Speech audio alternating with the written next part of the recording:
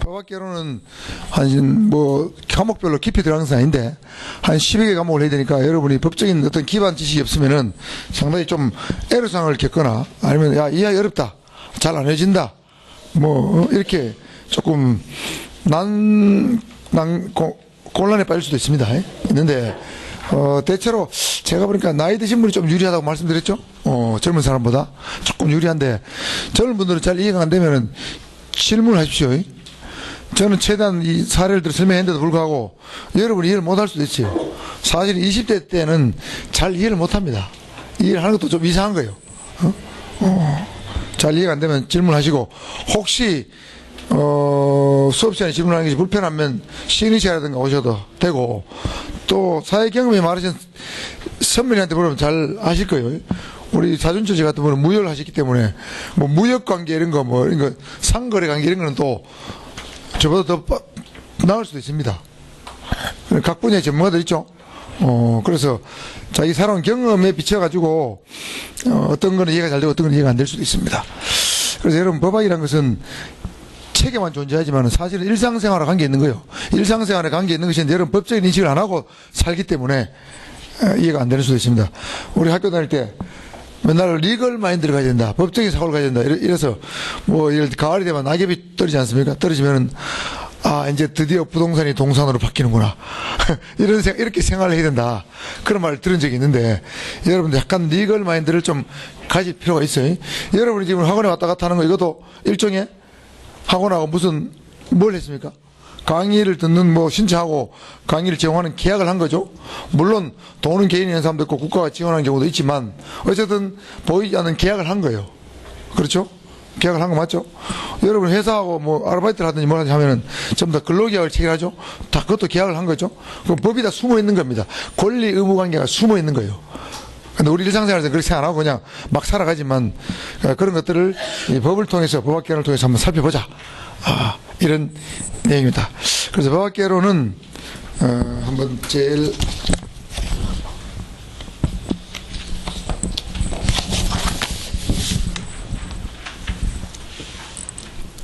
자, 3페이지 한번 보겠습니다. 법학 일반 있죠? 법학 일반. 3페이지 법학 일반. 법학 일반은 챕터 1부터 법의 이념, 법의 개념, 법의 이념, 법원, 법의 분류 4장까지 나와있죠. 넘겨가지고 법의 해석과 적용, 법의 효력, 법률관계와 권리 의무 이렇게 7장으로 되어 있는데, 여기에 법학을 이렇게 공부하기 위한 기본적인 용어들이 들어있는 거예요.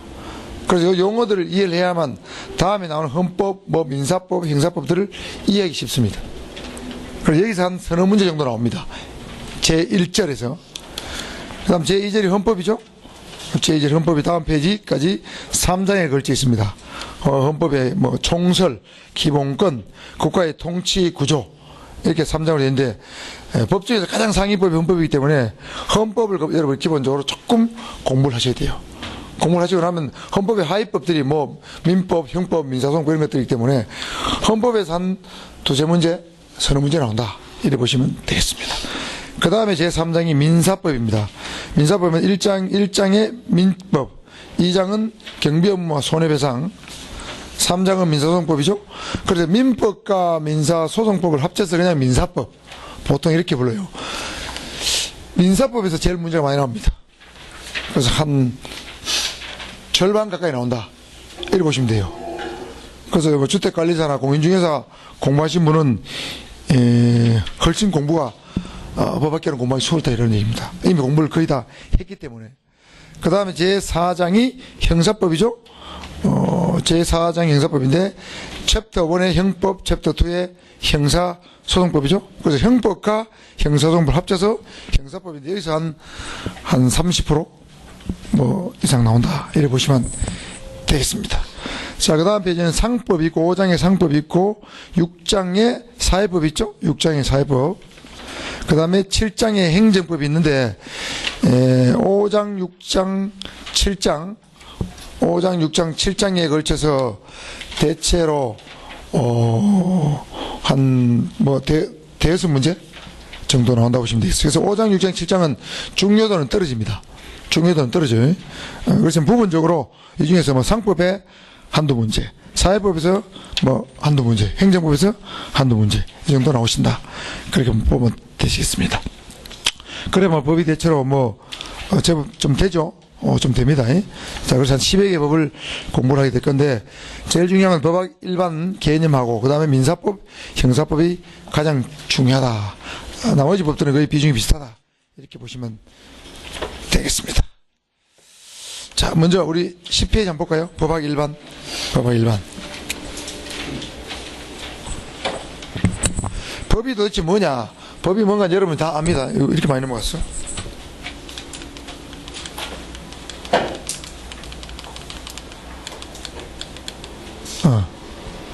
법이 뭐냐? 여러분 말 아주 대충 합니다. 여러분 일상생활을 뭔가 규율하고 있는 거야. 그죠? 일상생활은 법의 규제를 받죠? 물론 어떤 사람은 법이 없어도 살 사람이 있다. 그만큼 뭐 법을 어기지 않고 착하게 산다는 뜻인데, 그런 사람조차도 도로교통법도 지켜야 되고, 그렇지 않습니까?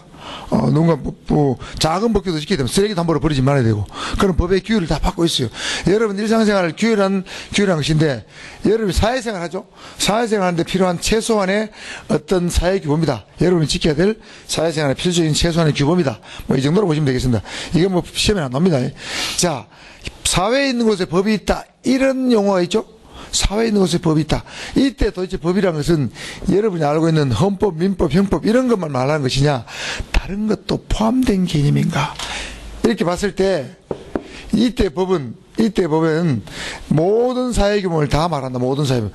그런 모든 사회규범이 뭐냐 이겁니다. 도덕도 있고 관습도 있고 종교도 있고 여러분이 알고 있는 법도 있죠. 여러분 법에만 지배를 받습니까? 교회 다니는 사람들 주말 되면 주의를 지키러 가요. 교회법을 지켜야 한단 말이에요. 그렇죠?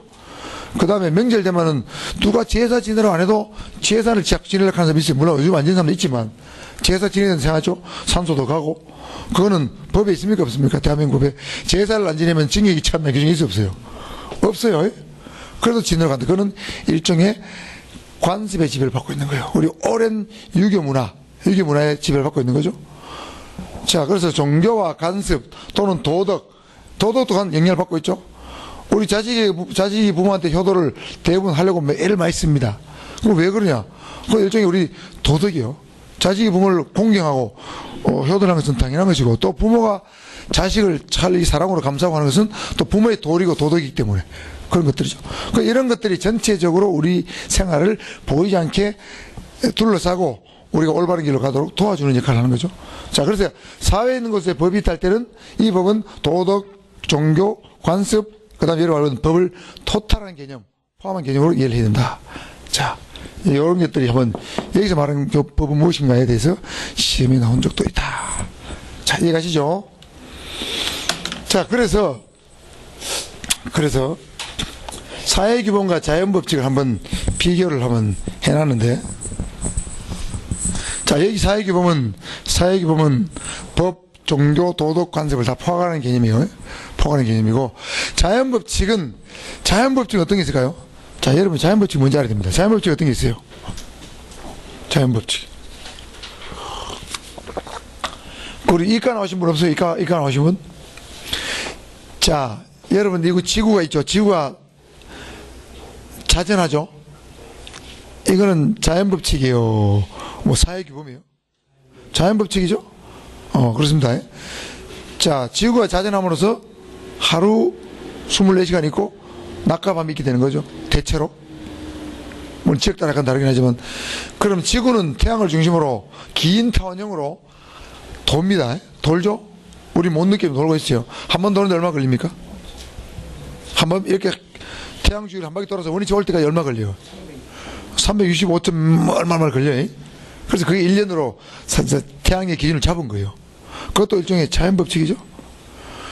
그리고 물이 있으면은 전 세계 물이 연결되어 있다면 물의 높이는 항상 일정합니다. 똑같습니다. 물은 위에서 밑으로 흐르죠. 인공적으로 잡아당기지 않는 이상은 자연법칙으로 따지면 물은 위에서 밑으로 되어 있습니다. 그렇죠? 이것들 중에 자연법칙이에요. 그 다음에 달과 우리 지구의 중력의 차이로 발생하는 밀물과 썰물. 이것도 자연법칙이죠. 자, 그러면 이 사회 규범과 자연법칙은 어떻게 구별되는가? 자, 크게 세 가지죠? 시험에 세 가지는 잘 나온다고 얘기했습니다. 자, 그래서 사회 규범은 당자목으로 일단 여러분 외웁니다. 당자목으로. 자, 당위의 법칙, 당위의 규범이다. 자유법칙이다. 목적법칙이다. 자, 당위의 법칙은 영어로, 독일어로 졸렌드 이렇게 부릅니다. 뭐뭐 해야 한다. 그렇게 해야 한다는 뜻입니다. 자, 여러분 법을 지켜야 되죠? 자식은 부모한테 효도를 해야 되죠? 그렇습니다. 이게 사회규범이에요.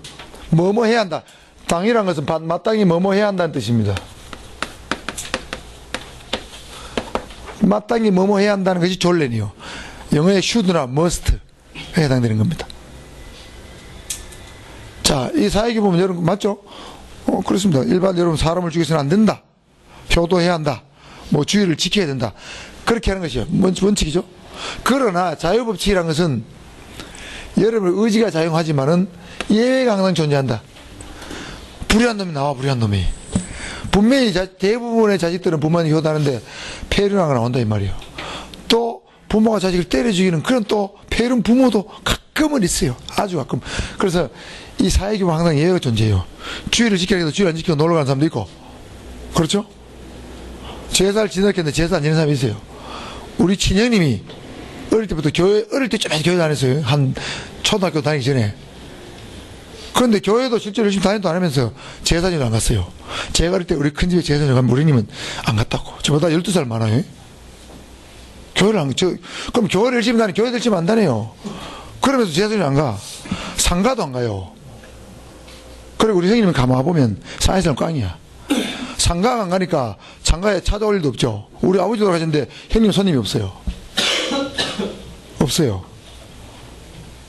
본인이 안 가요. 결혼식도 잘 안 가요. 내가 볼 땐 사회생활은 완전히 제로예요, 제로. 에? 그렇다고 교회들 지금 다니는데 교회들 지금 안 다녀요. 그러면서 말이야, 예서도 안 모시고 뭘 하는지 내가 이해가 안 가요. 그럼 우리 아버지만 돌아가시고 난 우리 집 재산 어떻게 지내느냐. 제가 형님하고 협상을 했어요. 형님, 아버지만 제사 지내는데 나는 내 식대로 할까? 형님 식대로 하있어. 그거 서로 간섭하면 싸움 나니까 그 싸움 나는 건 부모님이 원하지 않는 거기 때문에 그래 합시다. 오케이? 오케이. 그러니까 저는 절합니다. 제사님 차리고 절해요.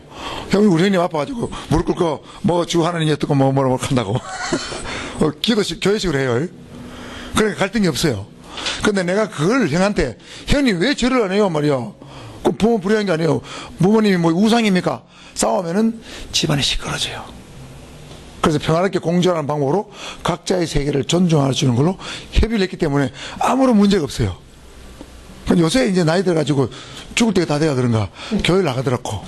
우리는 교회를 나가요. 죽을 때 열심히 나가더라고. 아침 되면 평소 하다가 양복 쫙 빼고 넥타이 메고 나가시더라고. 그래서 열심히 다녔죠. 어? 저보고 작가작한데 난 절대 안 가요. 그러지 말라고. 그런데 어쨌든 각자의 자유행위니까 뭐 간섭 안 하는데 남한테 너무 강요할 필요도 없죠. 항상 예외가 존재합니다. 당위의 법칙이면서 예외가 존재하는 자유법칙이면서 어떠한 목적이 존재한다. 정의나 선을 추구한다는 거죠. 법은 정의를 추구하고 도덕 같은 것은 선을 추구하죠. 종교도 선을 추구하죠. 자, 이런 목적이 반드시 있습니다. 그런데 자연법칙은 졸렌의 법칙이다. 뭐뭐 해야 한다 아니고 그 자체로 존재하는 거예요. 이건 저 자연이라는 건 영어의 비동사가 똑같아요. to be와 not to be 이런 영어 유명한 속담 있죠. to be 사느냐 죽느냐 그것이 문제로다. 이거를 사느냐 죽느냐로 번역했어요. 이게 산다는 것은 살아있다는 존재하느냐 존재하지 않느냐 그것이 문제로다. 이런 뜻이요. 이 비동사는 영어에 내가 주어면 I am이죠. you가 주어면은 you are죠. 3인칭이 주어면은 is입니다. 이게 다 비동사예요. 비동사는 어떤 용어에 동사도 되겠지만은 어떤 존재한다, 살아있다 이런 뜻도 됩니다. 자, 그래서 존재의 법칙이다. 그 자체로 그냥 무슨 존재하는 거 예외가 없어요. 지구가 자전하는 거, 태양을 중심으로 도는 거 예외가 없습니다. 그 자체로 존재하는 거예요. 그 당연의 법칙이 아니고 B의 법칙이다. 자연의 법칙이다. 여러분 요 독일어 용어 자체 그대로 외워야 됩니다. 이렇게 우리말 안 하고 자연의 법칙이다, 전론의 법칙이다 내는 수도 있습니다. 그래서 반드시 그래야 되는 필연의 법칙이고 인과의 법칙이요. 자연 법칙은. 여러분 지구의 자전이 멈춘다면 어떻게 되겠습니까? 지구의 멸망이 올 겁니다. 멸망이 옵니다. 지축이 북극을 중심으로 23.5도 딱 기울었는데 이것이 너무 많이 기울어도 문제가 생기고 너무 다시 원위치 돌아가도 문제가 생겨요. 정말 누가 만든지 모르겠지만은 하여튼 기기묘명이 만들어놨어요. 지구가 태양을 중심으로 돌지 않으면 어떻게 됐겠습니까? 지구가 망합니다. 망해요. 심각한 문제 생기죠. 그래서 이 자연법칙은 반드시 그래야 될 것이고 원인이 있으면 반드시 결과가 있는 밀물 섬을 똑같죠. 중력이 존재해요. 여러분 지구에서는 여러분 점프를 아무리 잘해도 1m 뛰기 힘들어요. 지구 달에 가면은 얼마 뛸 수 있을까요? 지구보다 6배는 더 뛸 수 있습니다. 왜? 중력이 6분의 1밖에 안 돼요. 공기도 없어요. 그래 이런 걸 던지면 가만 떠가 있죠. 떠가 있어요. 음식도 해놓고 이래서 자가 입으로 가서 모여야 돼. 중력도 없고 하기 때문에 공기도 없게 하기 때문에 그렇죠. 자 그래서 이 자연 법칙은 존재의 법칙, 인과의 법칙, 필연의 법칙이다. 그래서 이 존인필 어입니다. 존인필 당자목, 존인필 당자모로 외우시면 된다.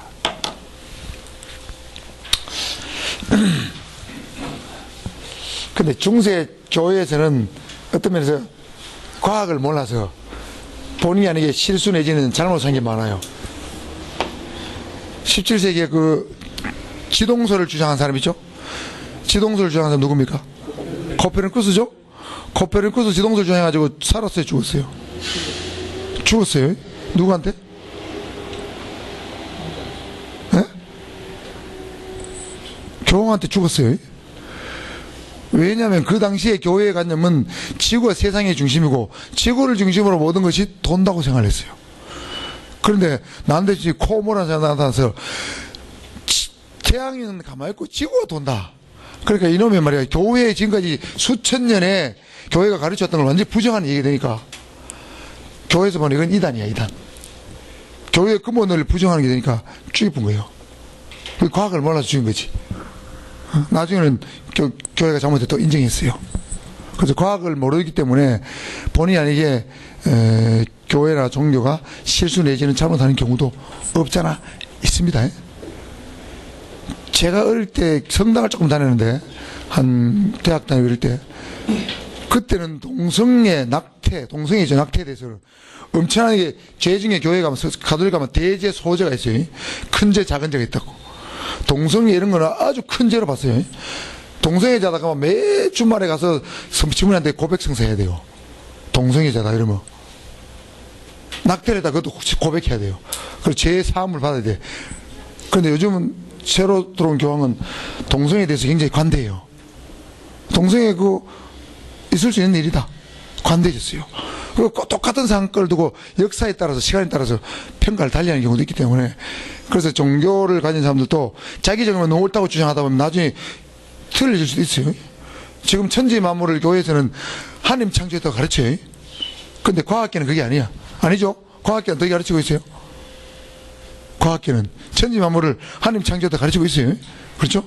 마지막 7째 날에 사람을 만들었다고 그렇게 가르치고 있다고.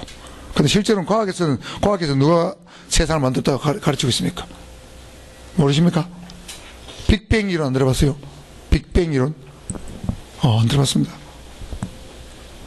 우주는 어느 한순간에 어마어마하게 질량이 집약됐다가 대폭발로 한순간에 만들어졌다. 이게 지금 과학계의 우주 탄생의 정설이요.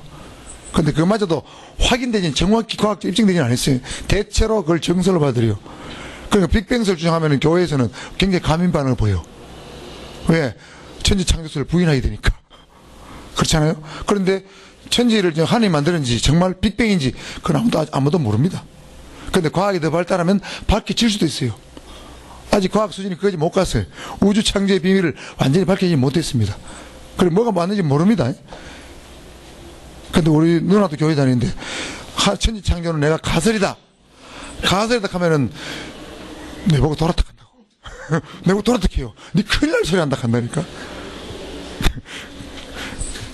그래서 뭐가 진실인지 모르는 경우도 있습니다. 어쨌든, 우리가 정확히 모르는 거 가지고 너무 옳다 그러다 평가할 필요 없고, 상대방 입장도, 뭐, 그럴 수도 있지, 뭐. 그렇게 하면 집안이 화목해요. 명절 때 가서 제사 이런 걸 너무 싸우지 마세요. 각자의 세계를 존중해 주시라고. 나는 이렇게 생각해요. 우리가 조사하면 절을 지내는 거는 공자의 풍습을 받아 그런 거예요. 유교의 풍습을 받아 그런 거 아닙니까? 공자가 절을 안 한 걸 했으면은 절 안 하고도 수천 년을 살았을 거야. 나는 그렇게 생각하기 때문에 이건 하나의 형식에, 절을 하느냐 안 하는 형식에 불과하다. 정말 부모님을 사랑하고 뭐 그리워하고 그런 마음이 있다면 형식은 그렇게 중요하지 않다. 본질적으로 나는 보이는 입장이라서, 그래서 형의 입장도 받아들이게 된 거예요. 그러니까 형제간에 화목하고 좋지 않습니까? 그죠? 자, 넘어갑시다. 딴 얘기를 했는데. 자, 법과 도덕. 자, 법과 도덕에 대해서는, 자, 법과 도덕이 같으냐 다르냐, 참 뭐 같기도 하고 다르기도 한 것 같아요. 제가 볼 때 같기도 하고 다른 것 같아. 다르기도 한 것 같아요. 법과 도덕이 일치하는 경우도 있죠. 사람을 죽이지 말라. 법과 도덕이 일치해요. 도덕적으로 그렇고 법적으로도 그렇죠.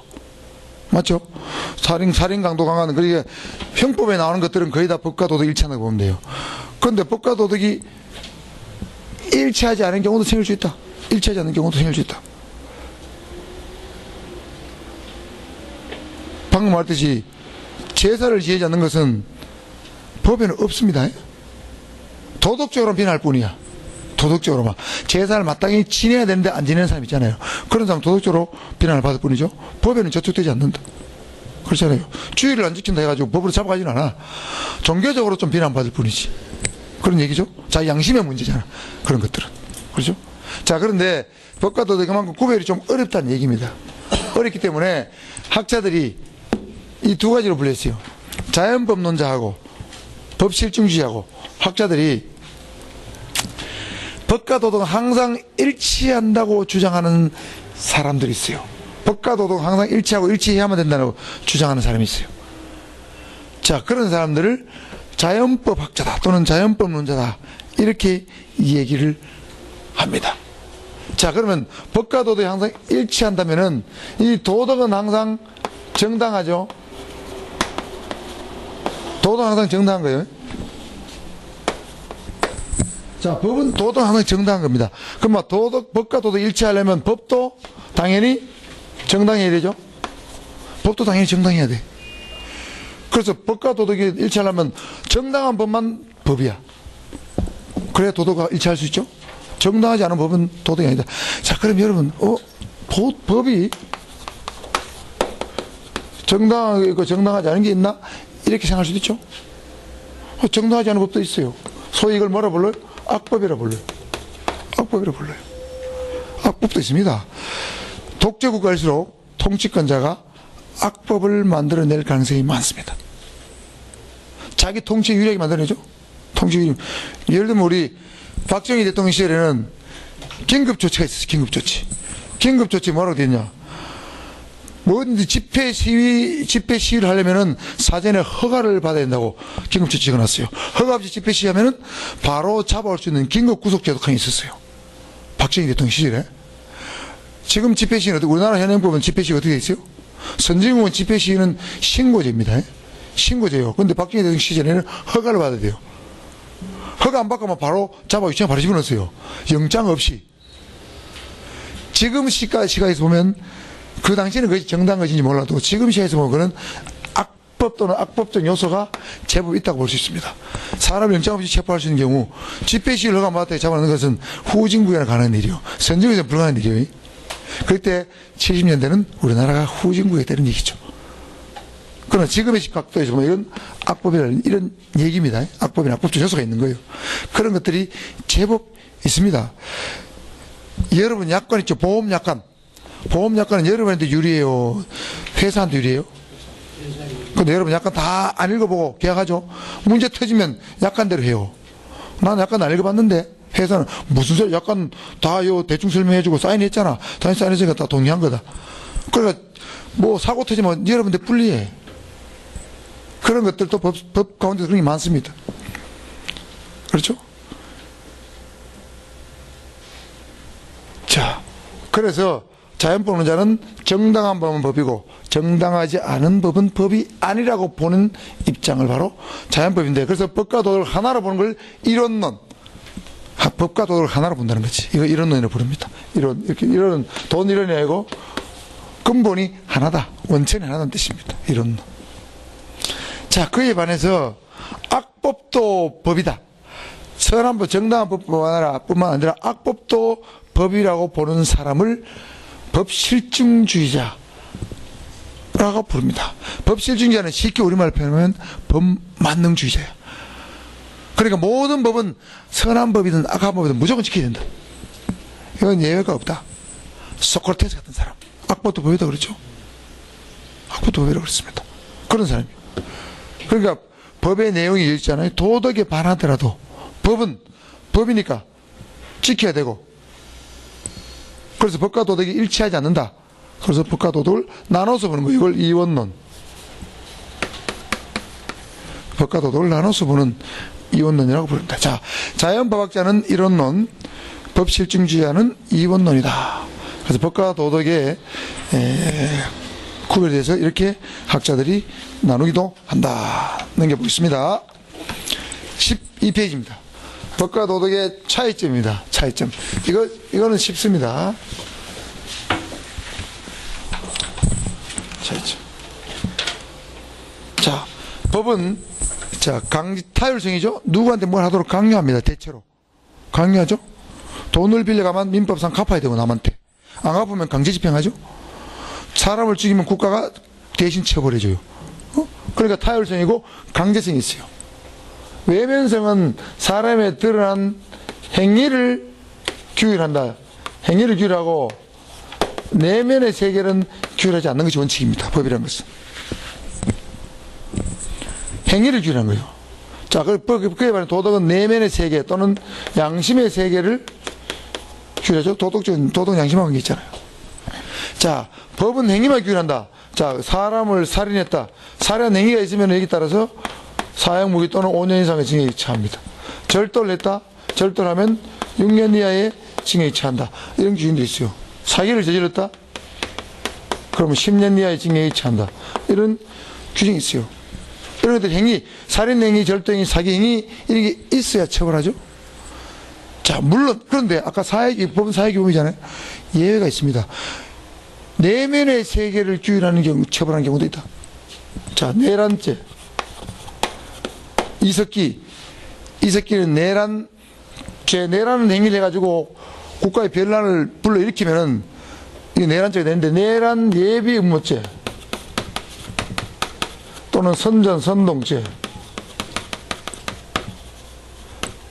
내란 예비 음모는 순전히 내면의 세계예요. 내란을 일으켜가지고 내란을 일으킬 목적으로 마음속에 어떤 결의를 하고 뭔가 말이죠. 마음을 먹고 뭔가 행동을 옮기지 아니한 상태가 내란 예비 음모죄예요.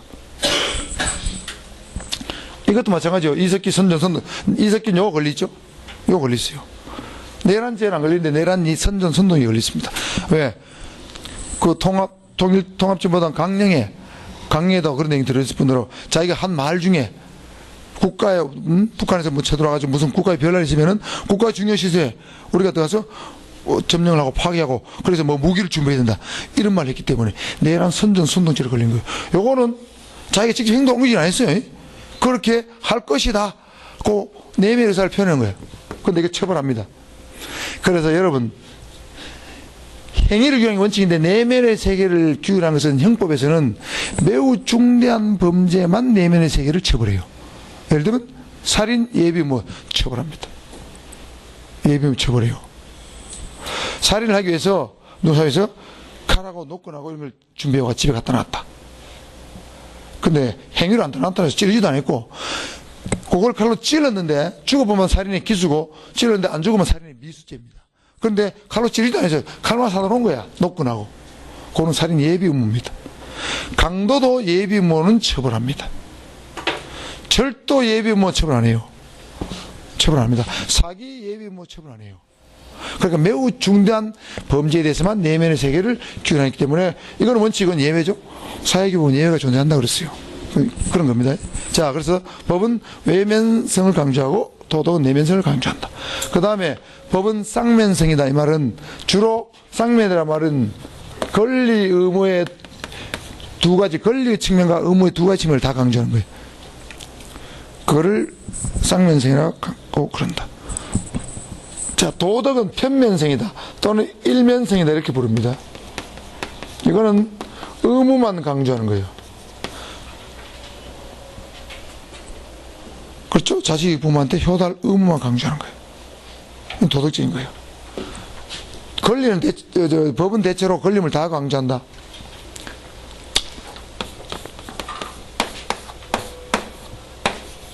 자, 각각의 부동산 매매 계약을 맺었다고 칩시다. 자, 이 사람 자기 집을 1억에 내놨습니다. 이거는 매수인이요. 자, 파는 사람 매도인, 사는 사람 매수인입니다. 자, 이 사람한테 집을 팔라고 내놨습니다. 그러면 이 사람은, 두 사람은 각자 권리임을 갖고 있는데 어떤 걸 갖고 있는지 보세요. 갑은 어떤 권리를 갖고 있습니까? 돈을 내놔라 할 수 있죠? 대금 지급 청구권, 이거는 권리입니다. 자, 이 사람은 권리를 가진데 의무, 어떤 의무가 있습니까? 등기를 넘겨줄 의무가 있죠? 자, 등기 이전 의무가 있어요. 여기 의무죠? 갑은 권리의 의무를 동시에 갖고 있습니다. 자, 을은 갑에게 어떤 권리임을 갖고 있나? 을은 어떤 권리를 갖고 있어요? 소유권을, 등기를 넘겨주라고 등기 이전 청구할 수 있죠? 이전 청구권, 등기 이전 청구권이 있어요. 이 사람은 어떤 의무가 있어요? 대금을 지급할 의무가 있잖아요. 그렇죠? 그러니까 이 사람은 권리 의무, 이 사람도 권리 의무 다 갖고 있어요. 법은 대체로 권리 의무가 동시에 존재하는 것이 일반적인데 여기도 항상 예외가 있다. 뒤에 배우게 될 겁니다. 자, 그래서 이걸 쌍면성, 편면성이라고 부르고, 그 다음에 법은 정의를 추구하고 도덕은 일종의 선을 추구한다고 얘기를 했습니다. 자, 그래서 타율성, 강제성, 외면성, 쌍면성, 요 두 가지 잘 얻으시면 돼요. 외면성, 쌍면성, 그 다음에 내면성, 편면성 잘 알아두시길 바랍니다. 개념을 다음 중 법의 특징이 아닌 것은 또는 도덕의 특징이 아닌 것은 이렇게 물어볼 수 있습니다.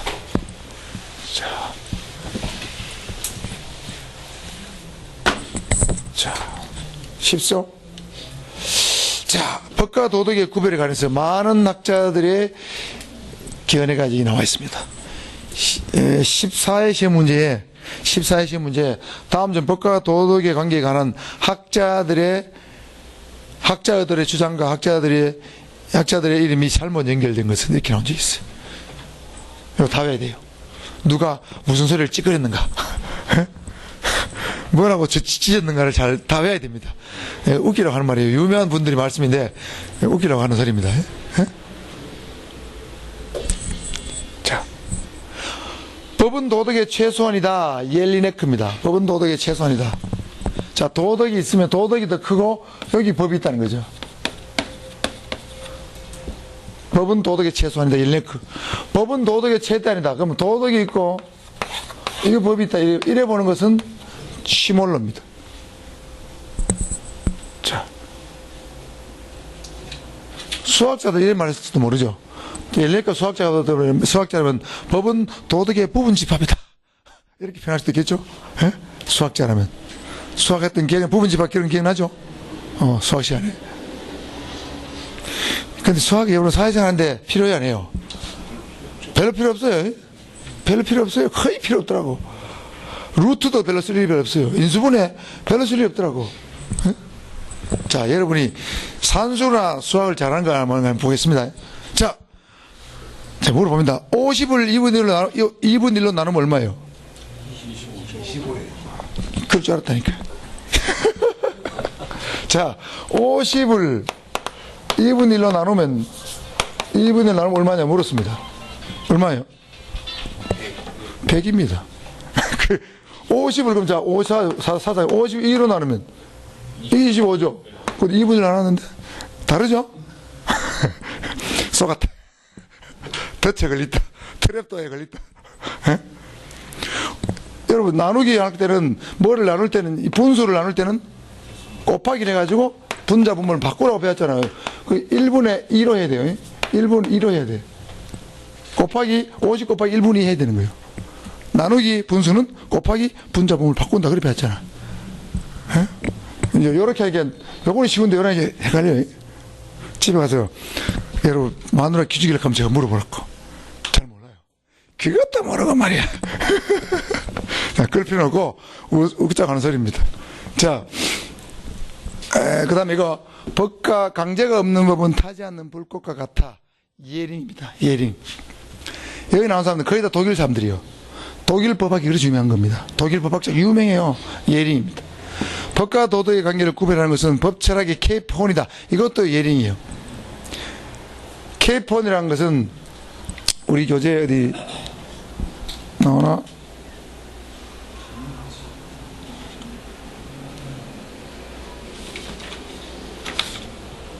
그건 안 나오네요. 교재 없네요. 나오네. 12페이지 중간에 밑에서 5줄 나오네요. 별표. 칠레 남쪽에 위치하는 것으로 파나마 운하가 개통하기까지는 태평양과 대서양을 잇는 중요 항로였고 파도가 거칠어서 많은 배가 난파했다. 그러니까 법 철학에서 배들이 많이 난파하는 그런 특수한 지역인데 매우 위험한 지역이다. 이런 뜻이죠. 자, 법 철학에서 구별이 어렵다는 것을 케이프혼에 비유한 거예요. 자, 예링이다. 그 다음 법에서 강제는 본질적 속성이다. 이거는 켈젠입니다. 켈젠. 자, 법의 강제력을 주장하는 사람은 예링하고 5번에 켈젠도 비슷한 말 했죠. 강제가 없는 법은 타지 않는 불꽃 같아. 법에서 강제는 본질적 속성이다. 강제력을 강조한 사람은 켈젠과 예링이죠. 법은 사람의 외면적 행위를 규율하고 도덕은 사람의 내면성을 규율하는 규범이다. 칸트, 시간 철학자 칸트는 이렇게 썼습니다. 그 다음 법은 사회적 공동체의 조직체의 공동정신이다. 사회적 조직체의 공동정신이다. 헨첼이라는 사람이 이렇게 했어요. 요거는 보통 교재는 잘 안 나옵니다. 헨첼. 사회적 조직체의 공동정신이다. 법은 법 이념에 봉사한다는 의미를 가진 현실이다. 법 이념에 봉사한다는 의미를 가진 현실이다. 굉장히 어렵게 정의했어요. 라드부르크. 다 이 사람들 보고 독일 사람이요. 라드부르크. 그래서 이게 처음에는 잘 안 외워질 건데 몇 번 하다 보면 여러분이 외워질 겁니다. 그래서 참 이 법을 정의하기가 쉽지 않구나. 법과 도덕을 정의하기 쉽지 않구나 하는 것을 여기서 느낄 수가 있습니다. 제일 쉽게 설명한 사람이 이 사람이죠. 칸트죠. 칸트죠. 강제력은 이거는 법에 대해서 법의 강제성만을 강조한 측면이죠. 그렇죠? 켈젠의 예링은. 자, 제가 볼 땐 개인적으로는 이거 엘레크 말이 맞는 것 같아요. 도덕 교수가 많이 있는데 그 중에서 특별히 비난 가능성이 더 큰 거라든가 특별히 규율할 필요가 있는 것만 법으로 만든 것이 아닐까 이런 생각이 좀 들어서 엘레크 요 말이 상당히 맞지 않겠는가 저는 개인적으로 그렇게 생각을 합니다. 자, 이렇게 해서 법과 도덕의 구별에 대해서 학자들의 견해도 한번 살펴봤습니다.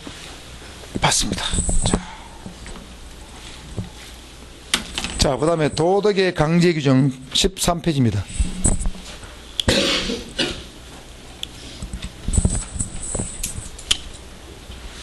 자, 도덕의 강제는 뭐냐면 도덕적인 요소에 불과한 것을 법으로 지키도록 강제하는 것을 말해요. 도덕 요소인데 불구하고. 자, 예를 들면 우리 나와있죠? 존속 살해죄는 보겠습니다. 자, 갑이 을을 살해했다. 살해하면 사형 무기 또는 5년 이상의 징역이 처한다고 형법에 250조 1항에다 적어놨습니다. 1항에 적어놨어요. 자, 근데 갑이 병을 살해했는데 병이 갑의 아버지다. 병이 갑의 아버지입니다. 이럴 때는 같은 살인죄에 내려놨어요. 사형 무기 또는 7년 이상의 징역이 처한다고 250조 2항에다 적어놨습니다. 자, 그건 똑같은 살인행위인데 사람의 생명을 죽인 건 똑같은데 왜 자기 아버지를 죽여서 더 가중처벌하는가? 그거는 살인행위는 살인행위지만 도덕적으로 더 비난 가능성이 크기 때문에. 그래서 가중처벌한다. 그래서 이건 도덕의 강제 기준으로 본 거예요. 사실은 5년 이상으로 처벌해야 되는데 7년 이상으로 한 것은 도덕조사에 불과한 것을 법으로 더 강제해서 존속에 대해서 살인 행위를 하면 더 가중처벌하고 하게 함으로써 존속을 살해하지 못하도록 하게 하는 그런 의도가 숨어 있는 겁니다. 아시겠죠? 자, 간통죄입니다. 간통죄는 지금 폐지됐지만 간통죄가 폐지되기 전이라면 간통죄는 도덕의 강제를 볼 수 있어요. 자, 간통죄는 뭡니까? 총각하고 아가씨가 관계를 했다. 간통죄 안 되죠? 안 됩니다. 유부남하고 유부녀가 서로 다른 배우자가 있는 사람이 부적절한 관계를 했다. 그럼 그건 간통죄예요. 자, 근데 여러분, 간통죄가 폐지된 이유가 뭡니까? 간통죄 폐지된 가장 큰 이유는 뭐예요? 간통죄 폐지된 가장 큰 이유는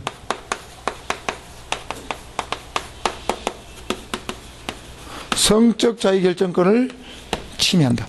왜? 성인이라면, 결혼한 사람이라면 자기가 어떠한 사람과 관계를 해야 될 것인지 스스로 다 알고 있는데, 그거는 간통죄를 법으로 처벌하는 것은 이런 걸 침해한 거 아니냐. 지가 알아서 정리할, 개인적으로 해결할 문제지 이걸 국가가 해결할 문제는 아니다. 알아서 해라. 그런 뜻이에요. 형법상으로는. 간통죄를 폐지된 이유는 그겁니다. 헌법재판소에서 간통죄 폐지된 가장 큰 이유는 그거예요. 개인의 성적 자유를 침해한다. 그러니까 그건 알아서 하고, 민사상으로는 그건 뭐 이혼하고 위자료 청구하는 건 알아서 하고, 형평법상으로 국가가 개입해서 강제로 형사처벌하는 것은 그 지나친 국가의 개입이다 보는 거죠. 그래서 외국에도 간통죄가 거의 없어요. 일본은 여러분 간통죄가 1940년대에 폐지됐어요. 엄청나게 빠르죠? 동남아권에는 대만 이런 데는 아직 살아있고, 중동의 일부 국가에 살아있고, 유럽에는 한 70년대, 60년대, 70년대 거의 다 폐지됐어요.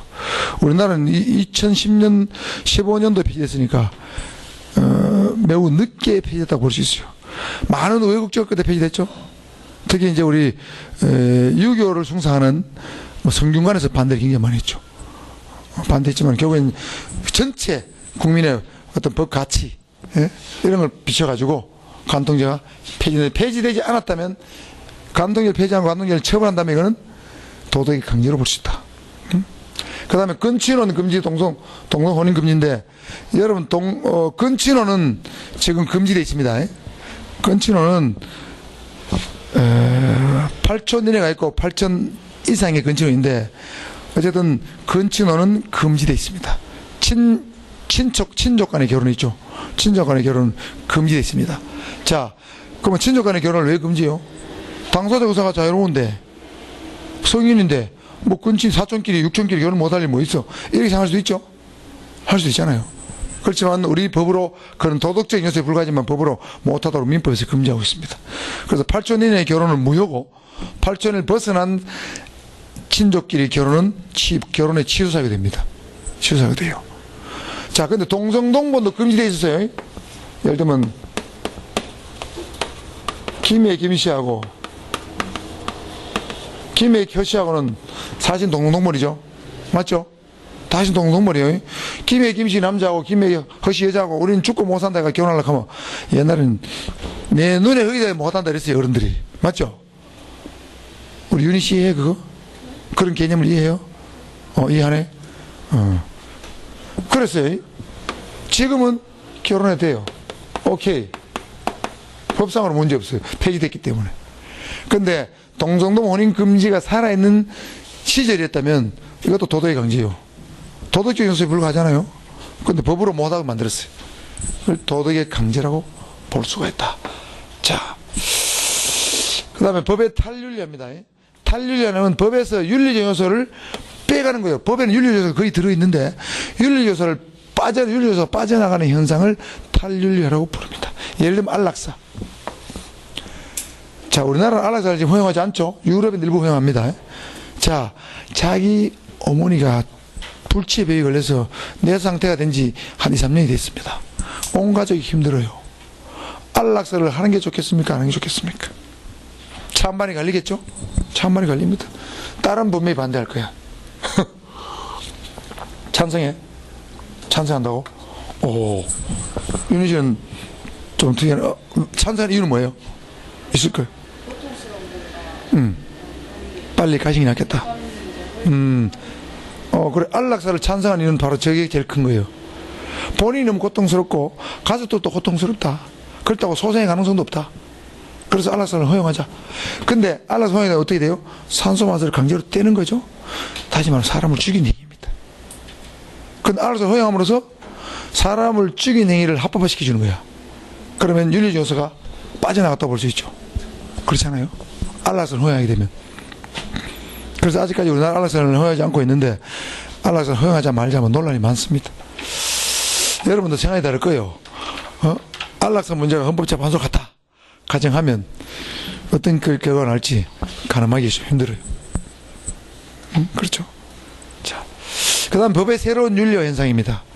법의 새로운 윤리와 현상을 착한 사마리아인 조항이라고도 하고 또는 사랑 조항이라고도 합니다.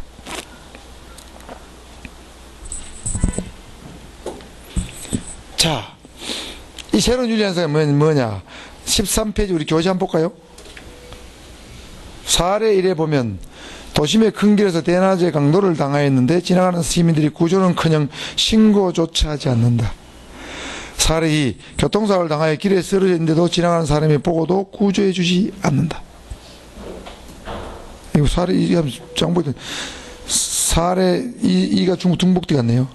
사례 3, 지하철 선로에 사람이 떨어졌는데 아무도 구조해 주지 않는다. 이게 됐죠? 자, 1, 2, 3일 중복이 잘못돼 갔네, 보니까. 인쇄가 잘못됐네, 가만 보니까. 자, 이런 경우에 구조해 주지 않는 사람을 처벌합니까, 안 합니까? 우리나라 현행법에. 안 하죠? 자, 이러한 것을 처벌하는 규정을 만든다면 그게 착한 사마리안 조항이 되는 거예요. 왜? 위기에 빠진 사람을 구해주는 것은 모두의 의무가 아니냐. 그래서 의무를 이행하지 않는 사람을 처벌하자. 이게 착한 사마리안 조항이에요. 또는 사랑을 베풀어야 된다는 의미에서 사랑조항 이렇게 부르기도 합니다. 그러면 현행 형법에는 이러한 착한 사마리안 조항이 우리 형법에 있다 없다? 형법에 있다 없다? 형법에는 없습니다. 그런데 형법에 없는데 비슷한 거 있어요. 응급의료에 관한 법률에 보면 착한 사마리안 조항을 암시하는 듯한 내용이 있다, 이런 얘기입니다. 자, 그걸 한번 넘겨볼까요? 우리 14페이지입니다. 14페이지. 제일 위에 있죠?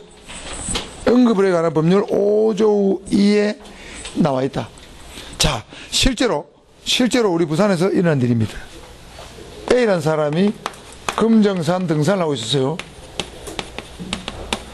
산중턱에서 갑자기 심장마비가 왔습니다. 그래서 갑이라는 사람이 이 사람에 대해서 CPR을 해서 살렸습니다. CPR은 뭡니까? 우리말로 심폐소생술이죠? 살렸습니다. 살렸는데 A가 심폐소생술 과정에서 A가 갈비뼈가 부러졌어요. A가 갑을 과실치상죄로 고소하면서 치료비 물어내라고 민사소송을 했다. 치료비를 물어내라고 민사소송을 했다. 자, 그러면 갑은 어찌해야 돼요? 저기 법정에 다 들어있어요. 법정에 다 들어있다고. 그렇죠? 어떻게 돼요? 과실치상죄 돼야 안 돼요? 안 된다고 봐야 되겠지. 자, 여러분, 법은 상식에 가까운 것도 있습니다. 법이란 건 이래 쓰죠. 이건 한자로 점 세 개는 물입니다. 물이, 이거는 걷자입니다. 물이 흘러가듯이 가는 것이 법이라고 대체로 이해할 수 있어요. 그건 상식과 보편적인 개념에 맞는다는 얘기죠. 자, 이럴 때 이 과실치상죄로 책임을 묻는다면 아무도 CPR 안 하겠죠? 안 합니다. 그래서 과실치상죄 책임 묻지 않는다. 오케이. 우리 사장님 말이 맞습니다. 자, 민사소송 이거 손해배상 해가지고 과실부르징 해가지고 돈을 500만 원 내놔라 한다. 치료비하고 위자료 했어. 물어줘야 돼, 말해야 돼. 안 물어주는 게 맞겠죠? 시컨해주고 돈 물어주고. 뭐하고 뭐만, 그렇죠? 그러니까 이게 이런 개념이 맞단 말이에요. 요런 내용이 어디 들어있다? 응급으로 가는 법률이 들어있다 이런 얘기입니다. 일반인이 치료하다가 처리됐을 때는 위급받는 응급 환자를 치료하다가 발생한 민사상, 형사상 책임은 상해가 일어났을 경우는 묻지 않는다. 상해가 일어났을 때는 묻지 않는다. 상해가 있을 때 묻지 않는다. 우리 책에 나온 게 그겁니다. 자, 그런데, 자, 가비를 심폐소생술 하다가 A가 죽어버렸다. 하다가 말이죠. 죽어버렸다. 여러분, 심폐소생술은 이게 가슴의 압박 깊이가 5 내지 6cm고 분당 약 100에서 120회 하기 때문에 굉장히 세게 합니다. 갈뼈가 나갈 가능성이 많고 재수 없으면 죽을 수도 있을지도 모릅니다. 자, 죽어버렸다. 그러면 갑의 책임은 어떻게 돼요? 자, 갑의 민형사상 책임을 어떻게 되느냐 보세요. 민사 책임은 돈하고 관계되고 형사상 책임은 형사처벌하고 관계된 거예요. 어떻게 될 것 같아요? 응급에 관한 법률은 이렇게 되어 있습니다. 감면한다 적어놨어요. 우리 책에 하나, 둘, 셋, 넷, 다섯, 여섯, 7번째 줄에 내용 굵은시에 민사책임과 상해에 대한 형사책임을 지지 아니하고 사망에 대한 형사책임은 감면한다 되어 있습니다.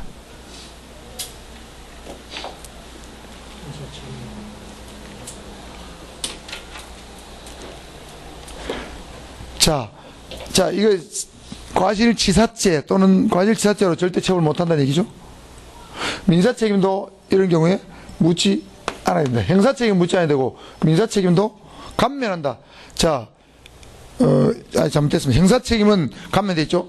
형사책임 묻지 않는 게 아니고 이건 감면하는 거예요. 감면한다는 말은 무엇이냐면 처벌을 감경할 수도 있고 면제할 수 있다는 얘기예요. 그러니까 형사처벌을 할 수도 있고 안 할 수 있다는 얘기야. 그 죽이면은 재수 없으면 처벌할 수도 있어요. 고의성으로 볼 수도 있겠네요. 예를 들어서. 고의성은 없는데 고의 또는 이거는 분명히 과실입니다. 심폐소생술 과실하다가 죽은 거야. 법률상으로 걸리면 과실치사죄로 처벌받을 수도 있고 안 받을 수도 있는 뜻입니다. 감면한다고 되어 있기 때문에. 면제한다고 되어 있으면 안 받는데 감면한다고 되어 있기 때문에 처벌받을 수 있고 안 받을 수 있어요. 민사책임은 면제됩니다. 민사책임은 확실히 면제되는데 형사책임은 감면한다 적어놨기 때문에 이 감면한다는 규정, 형사책임은 감면한다는 규정 때문에 이거 착한 사마리안 조항 응급에 관한 법률이 실효성이 혹시 떨어지게 될 것이 아니냐. 그래서 형사책임도 면제한다는 규정으로 바꿔야 되는 것이 아니냐. 그런 얘기들이 많이 있습니다. 아직 바뀌지는 않았습니다. 그러니까 이런 경우에 민사책임, 형사책임에 대해서 무책임을 안 묻거나 일부 감면하는 규정이 바로 착한 사마리안 규정하고 관계있다고 볼 수 있죠. 좋은 일 한 거예요. 여러분, 신장마비 걸린 사람 CPR 할 의무 있어 없어요? 없어요. 없지만 했잖아. 그죠?